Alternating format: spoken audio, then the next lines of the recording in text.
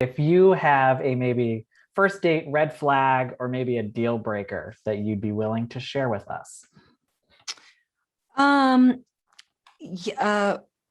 Red flag is constantly looking at their phone. Deal breaker is not listening, just waiting for their opportunity to speak. Those are both very solid ones, I think. We've gotten some good ones, including wedding rings, lying about having kids. It's been an eye-opening conversation. Oh, yeah, I'm sure. I did a little Insta stalking on you before, talking to you today. And I saw that while you were filming this, you said it was one of the best jobs ever. Just want to know if you could talk a little bit about what made this project so special or stand out so much. Well, I think it was being in Ireland, like truly being Ireland lives in a huge part of my heart. It really does. I don't know exactly why that is. Maybe it's because it's where my whole career really began, but the people, the land itself, the sea, its history, I love it there. Plus it was, we've all been living on top of each other in this I know that there are people who were by themselves, but my own experience was being with my wonderful partner and my beautiful son.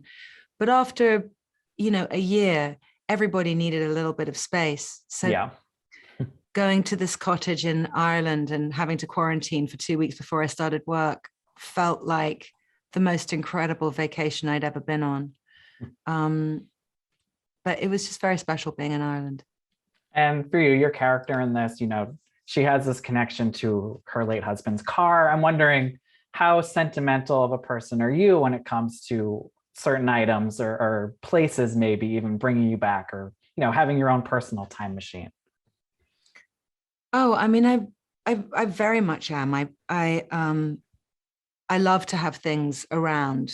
I love to have things that are meaningful, not a lot of stuff, but things that really take me back to a moment or remind me of a person. I think it's very important to have totems in your life that connect you to places that made you feel good and make you remember people.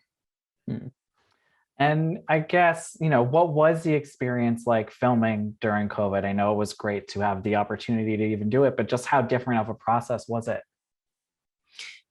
It's tough. You can't see anybody's face and you can't really hang out with anyone or chat. There's no on-set hanging around, you're not eating lunch with people and going to the pub afterwards. Like, that was a bummer, but it was amazing to be able to work at all. And it was really cool knowing that we were creating, like, people have needed content so much more, and something that was as uplifting and great as this anthology series. Like, I was just really happy to be part of that.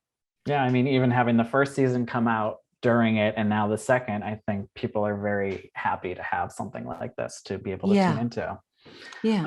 Quickly, I did want to ask, because I know you have another Prime Video project coming out later this year with Cinderella. We have a lot of Camila fans over at toofab. What was it like working with her on her acting debut, and maybe how did she maybe surprise you, or how do you think audiences will react to it once they see it? Oh, they're gonna love her. She's brilliant. She's just wonderful. She really is. She is just a really sweet, kind, passionate person.